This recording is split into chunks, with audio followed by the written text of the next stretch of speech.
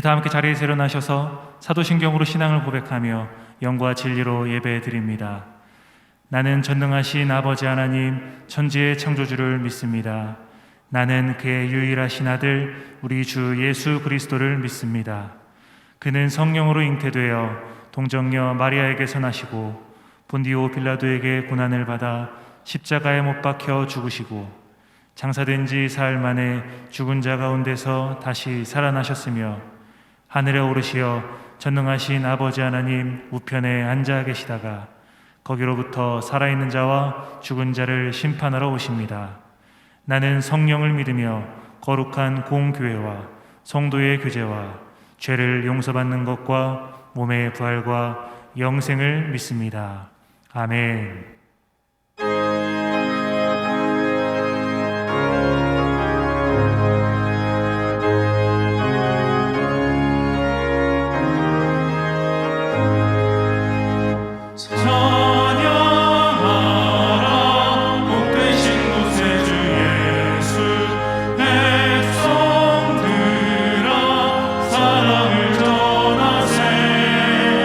경배하라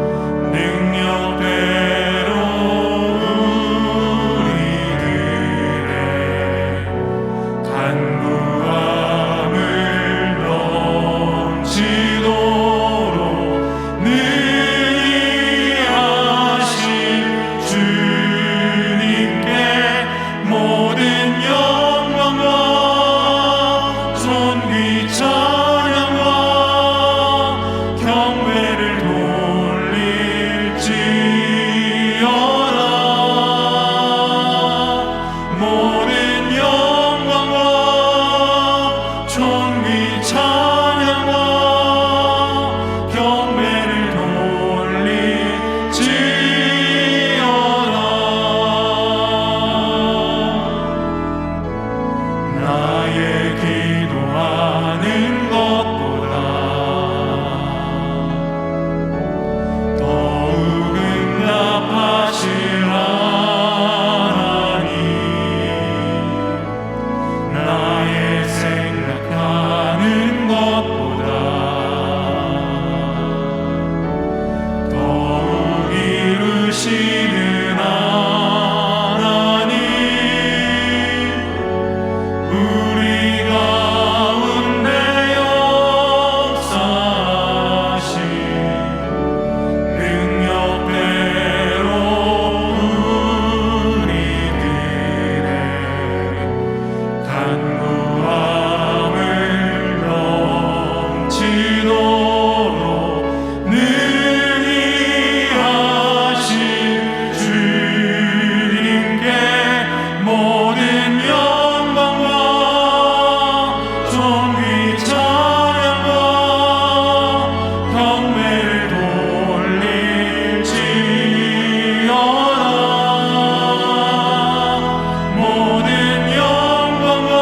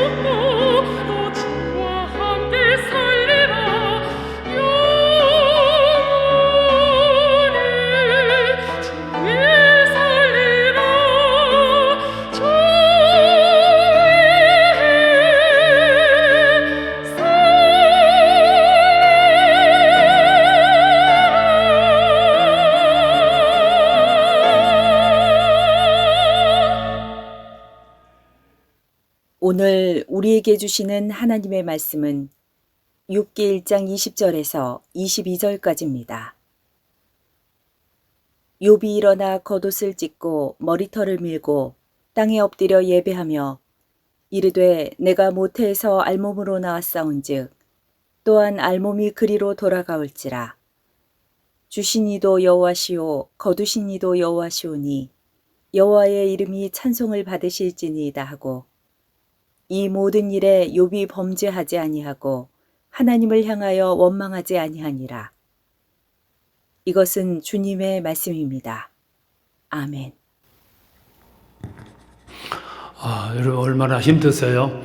날씨는 덥고 또 우리 환경 열악해지고 또 코로나가 또 물러갈 줄 알았는데 더 가까이 다가오고 여러 가지로 어렵습니다. 잘 인내하시고 또 영적 각성 잊지 말고 이룰 수 있기를 바랍니다. 오늘 찬양 아주 은혜로웠어요. 앞으로 4주 동안 제가 말씀을 전하게 됐습니다.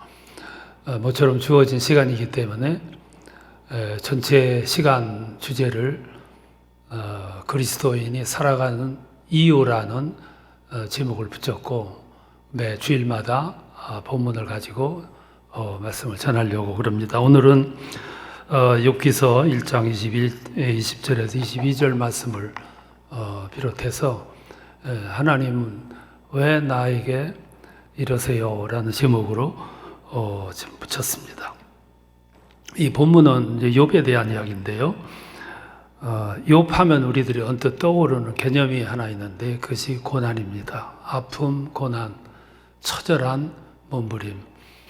고난도 그런 고난이 없었죠. 근데 욥이 그런 고난을 당했는데 그 고난보다 더 많은 아픔을 주었던 부분이 있습니다.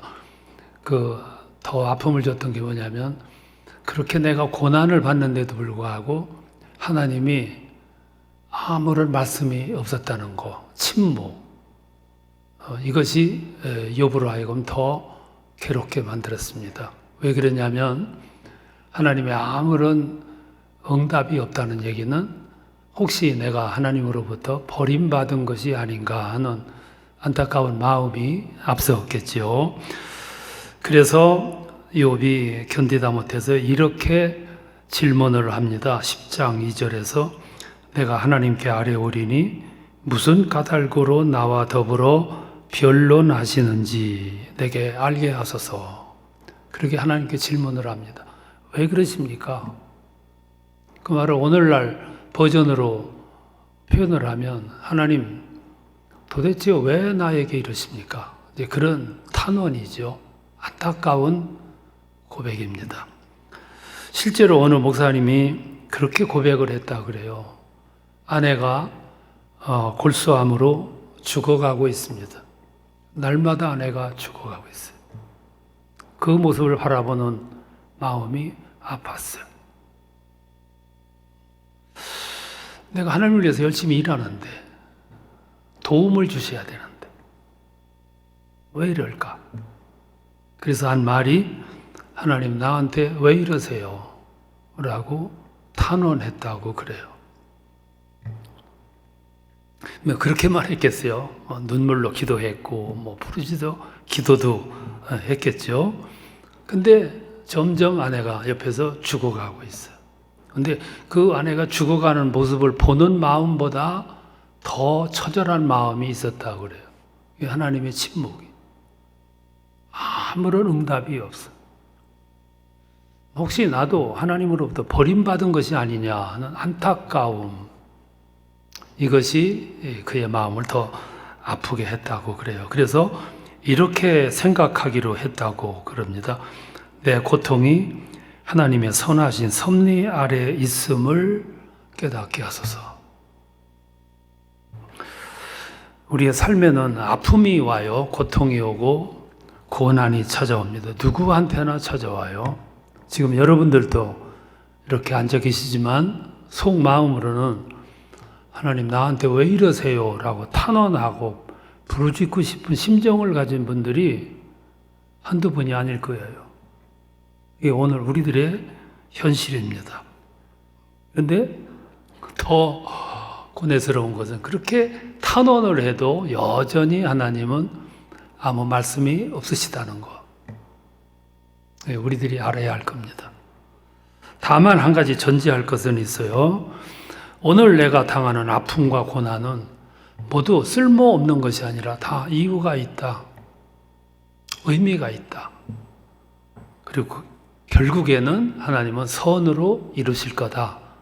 이게 성경의 약속이고 우리들이 기대고 하나님이 우리에게 주시는 소망이기도 해요. 그래서 오늘은 이걸 전제로 해서 몇 가지를 좀 살펴보도록 하겠습니다. 하나는 하나님께서 우리에게 이렇게 고난을 주고 아픔을 주고 어려움을 주시는 이유가 있다는 거죠. 그 이유가 뭐냐면은 우리 영혼을 새롭게 하시기 위한 하나님의 목적이에요. 사람의 삶에는 크고 작은 아픔도 오고 고난도 옵니다. 왜 그러냐면 사람이 살아있기 때문에 그래요. 죽은 사람에게는 아픔도 없고 고난도 없어요. 이 말은 무슨 말이냐면은 고난 없이 살아갈 수는 없다 하는 것이 전제된 말씀이죠.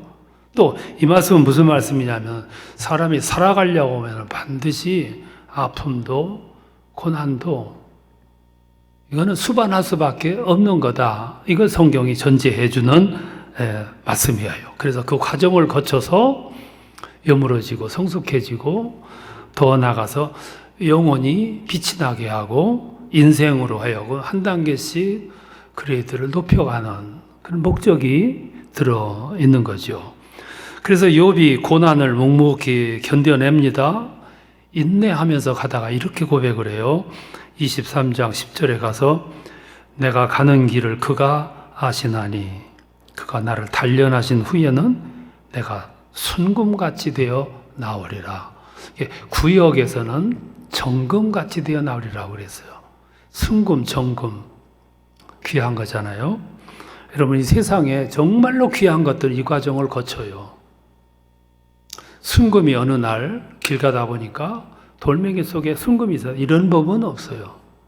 진주, 어떤 개천에서 이렇게 보다 보니까 진주가 하나 있었다. 그런 법은 없잖아요. 진주가 하나 만들어지기까지, 순금이 하나 만들어지기까지 아이들이 성장하는 과정을 보면 어느 날 갑자기 커지는 게 아니죠. 이런 과정을 거쳐요. 세상에 나와 있는 명작들, 명품들, 작품들을 보면 어느 날 생각이 떠올라가지고 만들었는데 작품이 됐다. 그런 법은 없습니다. 명곡이 하나 나올 때, 작품이 하나 나올 때, 거기에는 다 스토리가 있어요. 아픔이 있었고, 고난이 있었고, 눈물이 있었고, 이루 형용할 수 없는 고난 속에서 작품이 만들어져요. 명품 하나 만드는데도 혼이 쏟아져야 되는데, 그래서 하나님께서 이런 아픔을 주신 이유가 바로 이런 목적이 들어 있다는 거죠. 이게 무슨 인간뿐이겠습니까? 자연도 마찬가지죠. 어느 날 태풍이 불어요. 태풍이 막 불 때 보면 세상이 다 부서질 것 같아요. 그런데 태풍이 지나고 난 다음에 보면 빛이 나요. 공기가 빛이 다르고 햇빛이 다르고 이 식물들이 모두 나타나는 거 표현이 다르고 냄새가 다르고 오물이 씻겨가고 세상이 새로워지는 거죠. 욥이 그래서 고백을 합니다. 그가 나를 단련하신 후에 내가 순금같이 되어 나오리라. 그래서 이런 과정을 거친 분들은 대부분 힘이 있어요. 능력이 있고 차원이 달라요. 왜? 빛이 나는 과정을 겪었기 때문이죠. 또 하나 생각할 건 고난에는 반드시 동반하는 것이 있는데 그게 아픔이에요. 고난이 어려운 것은 아픔 때문에 고난이 힘든 겁니다. 여러분 고난이 뭐냐면 마치 방아에다가 곡식을 넣고 곡식을 막 찧어대는 것과 같아요. 사정없이 찧어대잖아요. 여러분 옛날 시골에서 방앗간에 가보면 그 방아에다 곡식을 넣어요. 막 찧어댑니다. 먼저 껍데기가 벗겨지잖아요. 그 속을 둘러싸고 있는 속 껍질, 겨가 또 벗겨져요. 나중에 뭐가 남냐면 알곡만 남아요. 방아를 찢는 목적은 곡식을 부서뜨리는 데 목적이 있는 게 아니고 알곡을 만드는 작업이에요. 하나님이 고난을 주시는 것은 인간을 아프게 해서 부서뜨리려고 하는 것이 아니라 알곡을 만드시는 거예요. 수준 있는, 차원 있는 사람을 만들어내시는 거죠. 이게 고난의 의미라고 볼 수 있어요.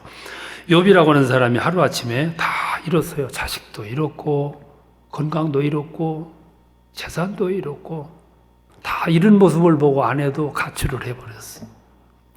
그 순간 욥은 무슨 심정이었을까? 무슨 심정? 마치 방아에다가 곡식을 넣고 막 사정없이 찌어대는 그런 모습.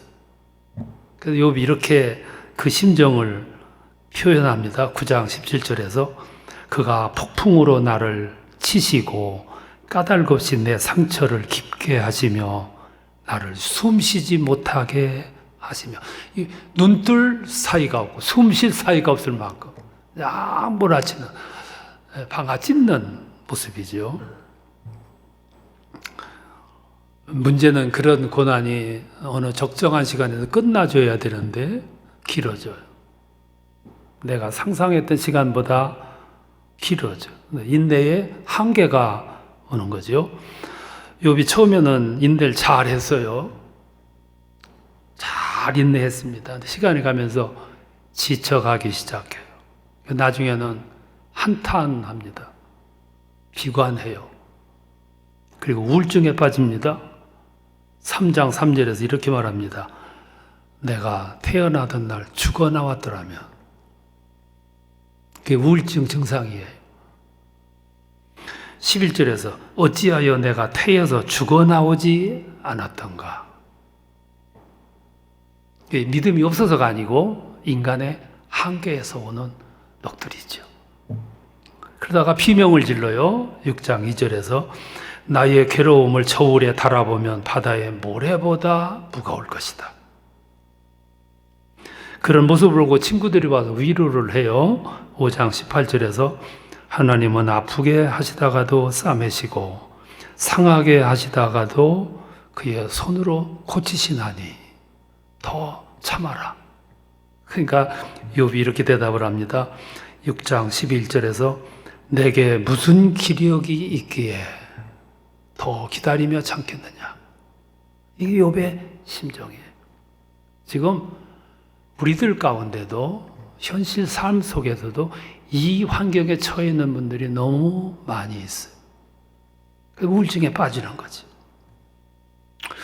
우리 교회 그 김희순 권사님이라고 금년에 70세 된 분인데 그분이 이런 과정을 거쳤어요. 20년 전에 암을 수술을 했어요.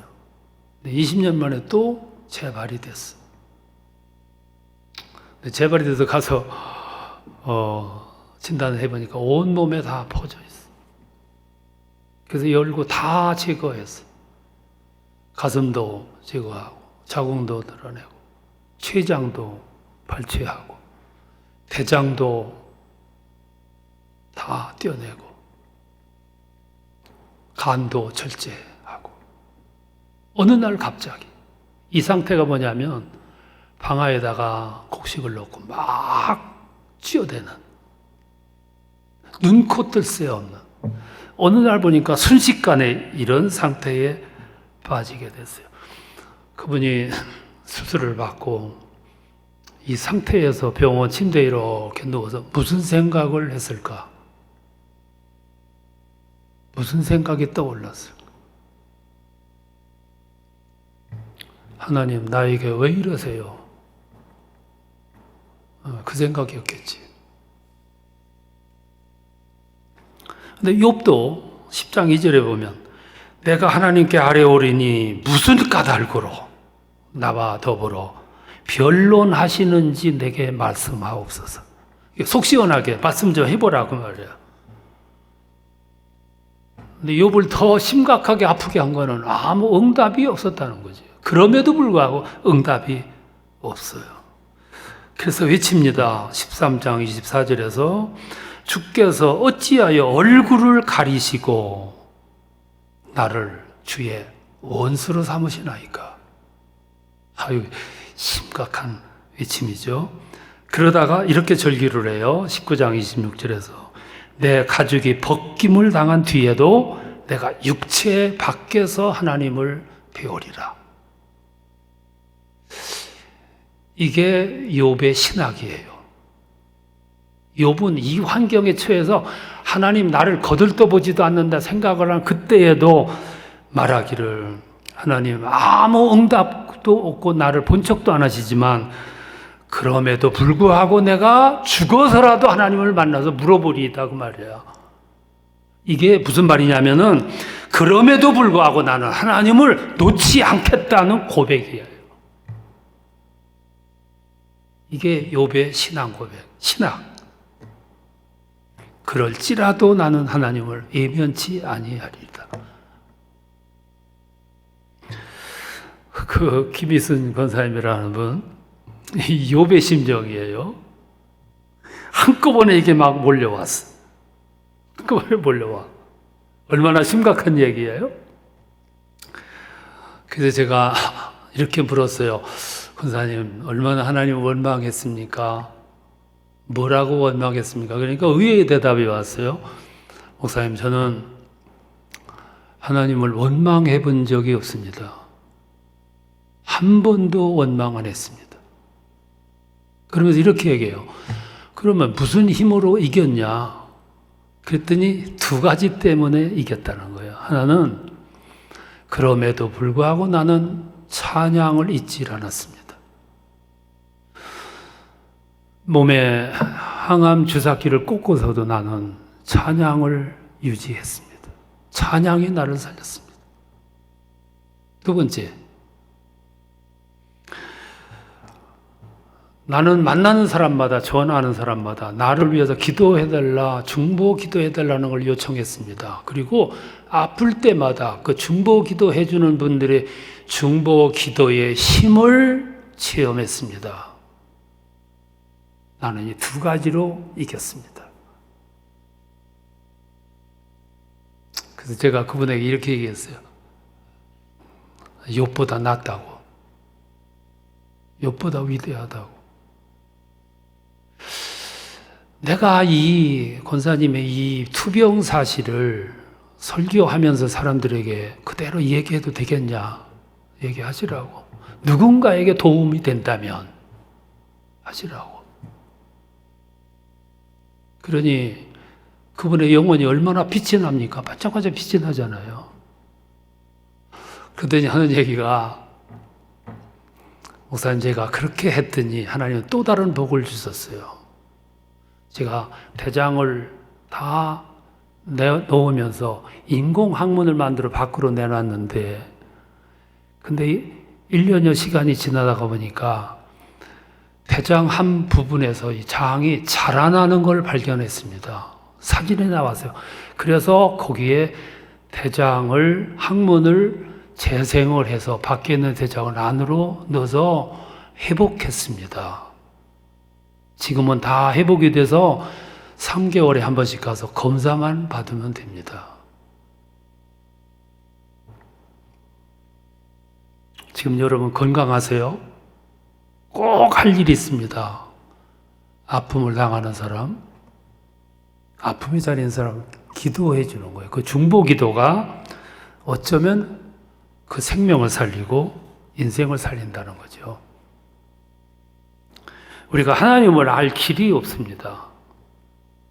우리의 이성 가지고는 하나님을 알 길이 없어요. 근데 하나님을 아는 방법이 있고 하나님을 만나는 기회가 있습니다. 그게 언제냐면 배가 부른 자리가 아니고 형통한 자리가 아닙니다.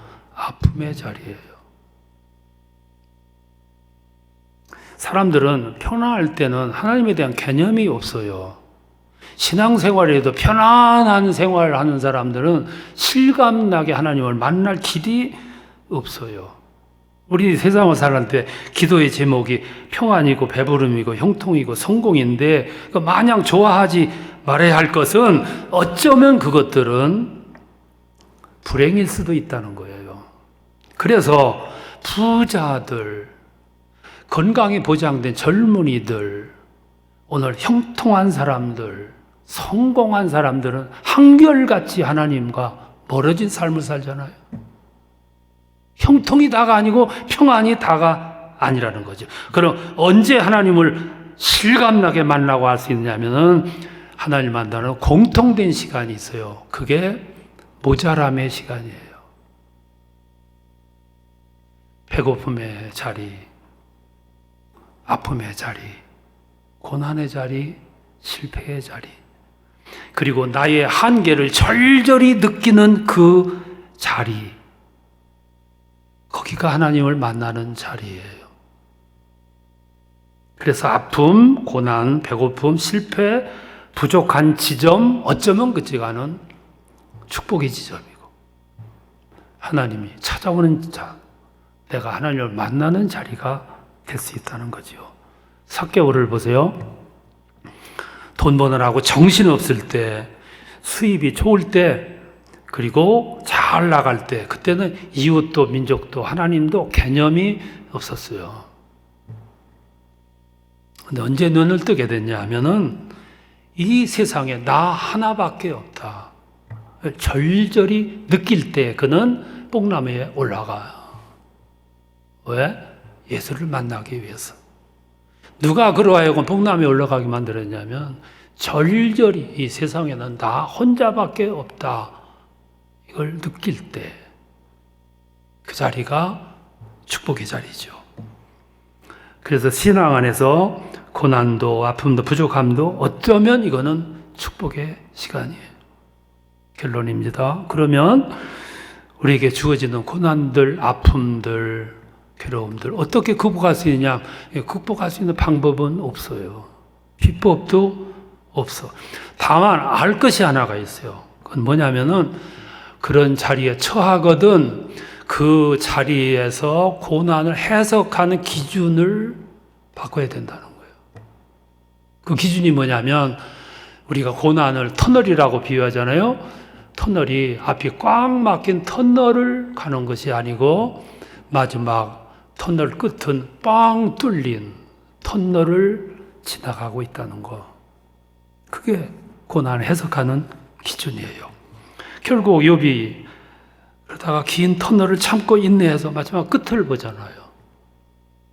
갑자기 요셉의 인생에 광명이, 햇빛이, 찬란한 영광이 비쳐요.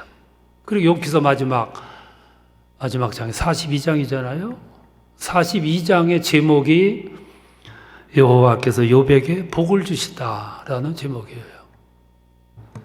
그리고 욥이 다 회복하잖아요. 건강도 회복하고 자녀도 되찾고 잃어버렸던 재산 되찾고 그리고 평화를 되찾아. 그리고 마지막에 이렇게 말합니다.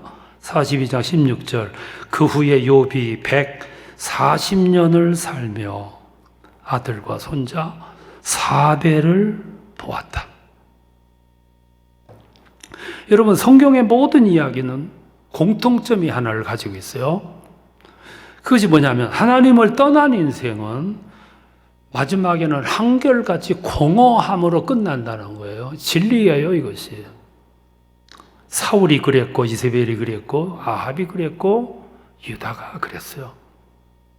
그런데 하나님의 주권을 믿고 살아가는 신앙인은 도중에 과정에 아픔도 있고 고난도 있고 상실도 있을런지는 모르지만 마지막에는 반드시